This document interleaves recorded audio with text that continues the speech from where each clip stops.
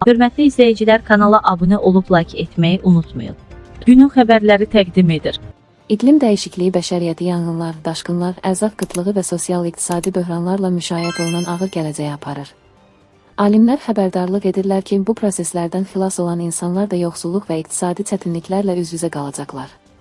Baku Post az milli, aza istinadla xəbər verir ki, bu barədə Cambridge Universitetinin mütəxəssisləri bildiriblər.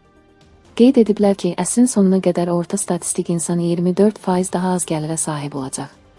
Hesablamalara əsasən, hətta Böyük Britaniyada belə həyat şəraiti hazırda inkişaf etməkdə olan ölkələrin reallığını xatırlada bilər. Mütəxəssislər xəbərdarlıq edirlər ki, dünyada iqlim dəyişikliyinin fəsadlarından tam qorunan ölkə yoxdur. Əgər emissiyalar azaldılmasa, heç kim təhlükəsiz deyil.